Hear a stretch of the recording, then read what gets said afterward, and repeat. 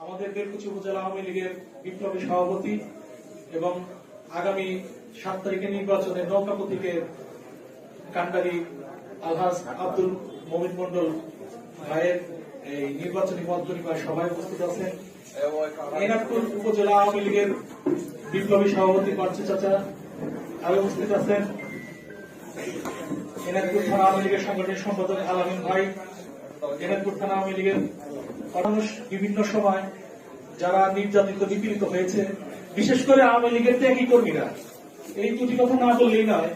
আপনি এমপি মহোদয় হয়তো আওয়ামী লীগের যখন সময় ছিল, আপনি ওই সময় দেশের বাইরে বা শিক্ষা প্রতিষ্ঠানে পড়ালেখা করে শব্দ হয়তো যে তারা কোনো জায়গা পেত না বা পায় নাই, তারা বিভিন্ন সময় দেখা যেত যে এই পরিবারের তাগিদে বা বিভিন্ন প্রতিকূলতা পার করে ঢুকে ঢুকে অনেকে মৃত্যুবরণ করেছে, অনেকেই রাজনীতি থেকে বিমুখ হয়েছে।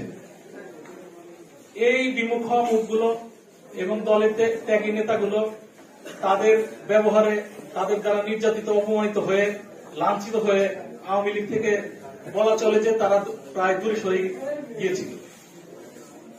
আপনার বাবা আমাদের মুরব্বী সাবেক এমপি মহোদয় মরহুম আলহাজ আব্দুল মজিদ মন্ডল সাহেবকে মাননীয় নেত্রী যখন নৌকা প্রতীক দিয়ে এই বেলকুচি এনাদপুর চৌহালির দায়িত্ব দিয়ে দেন, তখন কিন্তু অনেকেই বের হয়ে আসে এবং তারা চেষ্টা করে যে না, একজন ভালো মানুষ এসেছে, একজন দেওয়ার মতো মানুষ এসেছে। এই বেলকুচি মন্ত্রী এমনকি জেলা আওয়ামী লীগের সভাপতি দুইবার জেলা পরিষদ চেয়ারম্যান হওয়ার পরেও কোন লজ্জায় নেত্রীর দেওয়া নৌকা প্রতীকের প্রার্থীর বিপক্ষে স্বতন্ত্র ক্যান্ডিডেট হয়, সে পদত্যাগ করে কোন লজ্জায় ক্যান্ডিডেট হয়? কারণ একটা জিনিস আপনার চিন্তা করা উচিত যে তারা কত দরকার, একটা মানুষের কত চাওয়ার আছে, তাকে এই দুনিয়ার সব দিয়ে দিলে মনে হয় তার পেট পূর্ণ হবে না। এইরকম মানুষের হাত থেকে রক্ষা করার জন্য নেত্রী আমাদের কাছে রহমত হিসাবে আমাদের বর্তমান এমপি মহোদয়কে আগামী দ্বাদশ জাতীয় সংসদ নির্বাচনে আবারও মনোনয়ন দিয়ে নৌকা প্রতীক দিয়েছেন। এই বিষয়টা কিন্তু আমাদের জন্য একটি রহমত বললেই চলে। চেয়ারম্যান তার তো আরো লজ্জা নাই, তাকে থানার মধ্যে ওই রেজা গায়ে হাত তুলতে কিন্তু বাদ দেয় না বা দ্বিধাবোধ করে নাই।